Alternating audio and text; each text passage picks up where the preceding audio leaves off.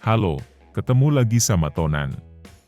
Boleh dikata, pilihan Pak Anies Baswedan menjadikan Cak Muhaimin Iskandar sebagai bakal calon wakil presidennya berakhir ambyar, berakhir tragis. Ini benar-benar bawa bencana buat Pak Anies. Bukan cuma di survei secara umum, yaitu survei di seluruh Indonesia, di mana suara Pak Anies malah anjlok sesudah berduet sama Cak Imin.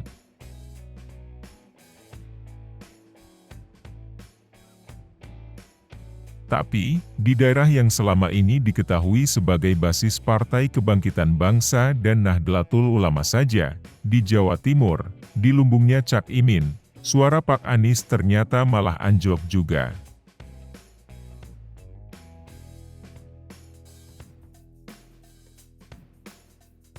Realitas ini sudah dibuktikan sama hasil survei yang dilakukan oleh Indikator Indonesia, yang khusus melakukan survei di Jawa Timur belum lama ini.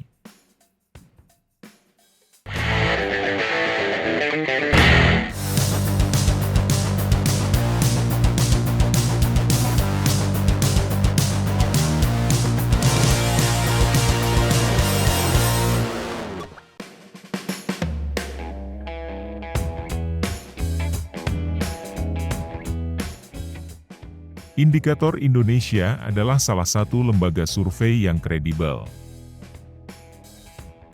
Dia melakukan survei antara tanggal 14 sampai dengan 20 September lalu. Jadi, survei ini dilakukan sesudah deklarasi duet Pak Anies dan Cak Imin. Hasil survei indikator ini pasti mengejutkan Pak Anies dan juga Cak Imin sendiri. Ternyata, Cak Imin sama sekali gak didukung di daerahnya sendiri. Benar-benar kasihan banget deh Cak Imin ini. Hasil surveinya, suara Pak Anies turun dari 17,9% suara sewaktu dilakukan survei di bulan November tahun 2022, jadi 14,4% suara di survei terbaru ini.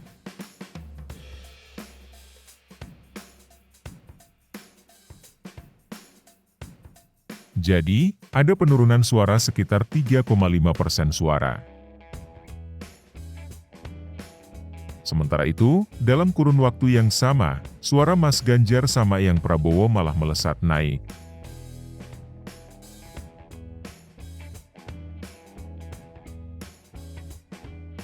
Suara Mas Ganjar naik dari 41,8% menjadi 43,9%.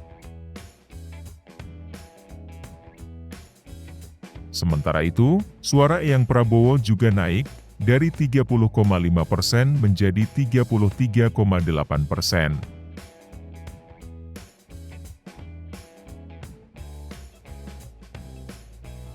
Hasil buruk survei Pak Anies di Jawa Timur ini ternyata ada kabar yang lebih buruknya lagi.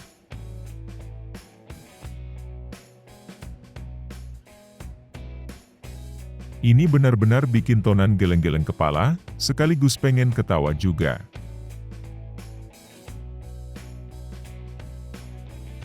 Kabar yang lebih buruknya itu seperti ini.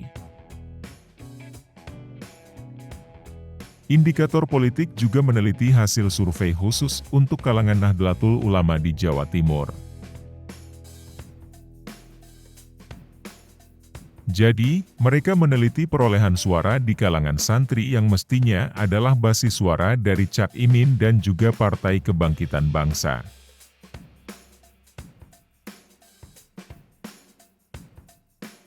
Gimana hasilnya? Ya, hasilnya benar-benar buruk buat Pak Anies dan Cak Imin. Di kalangan NU Jawa Timur, ternyata suara Pak Anies anjlok juga. Suaranya turun dari 19,3% sewaktu dilakukan survei di bulan November tahun 2022, turun menjadi tinggal 14,3% sekarang ini.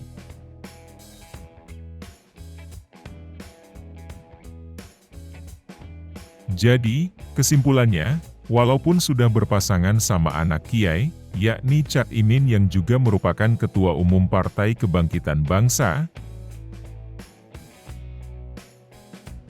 ternyata popularitas Pak Anies di kalangan NU malah turun.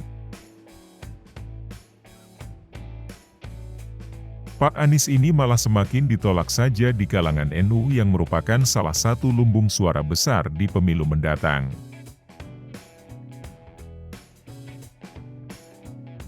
Soal pentingnya suara dari kalangan NU, kalian harus paham kalau NU ini adalah organisasi Islam terbesar di dunia.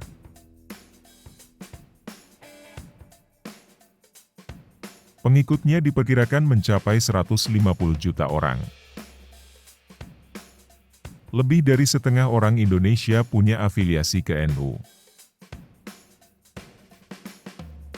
NU adalah organisasi para kiai, mereka yang mendidik anak-anak Indonesia melalui pesantren.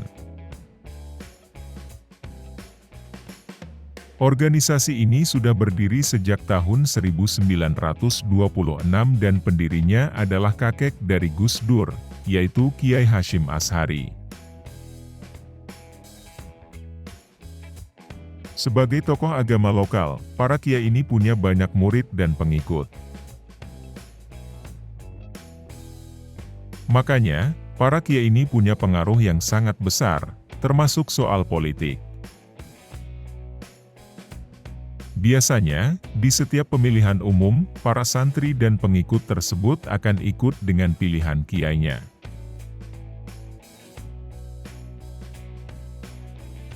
Menurut lembaga survei SMRC, di pemilu tahun 2024 nanti, ada 40 juta suara NU yang solid, yang bakal ikut pilihan dari para kiai.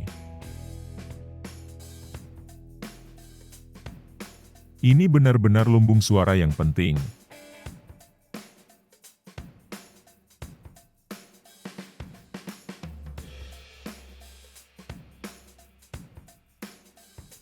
Makanya, wajar kalau Pak Anies sebetulnya membidik suara di lumbung NU ini. Makanya juga, dia memilih Cak Imin yang orang NU dan juga Ketua Umum Partai Kebangkitan Bangsa, sebagai cawapresnya.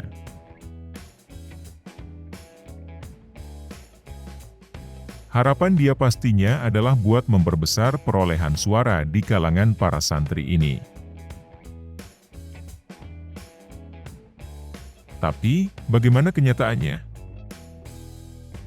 Ya, kenyataannya adalah kabar buruk buat Pak Anies dan Cak Imin. Hasil survei mereka jeblok di kalangan Nahdlatul Ulama. Mungkin, melihat kenyataan sekarang ini, memang sudah waktunya Pak Anies memikirkan kembali soal pencapresannya. Buat apa ngotot maju kalau peluang menangnya benar-benar sudah nyaris gak ada lagi? Ini seperti buang-buang tenaga dan buang-buang uang saja. Ini sungguh mubazir. Oke, itu saja pembahasan Tonan hari ini. Semoga bisa menambah informasi dan wawasan dari teman-teman semua. Jangan lupa kasih like dan komen di bawah ini. Bye.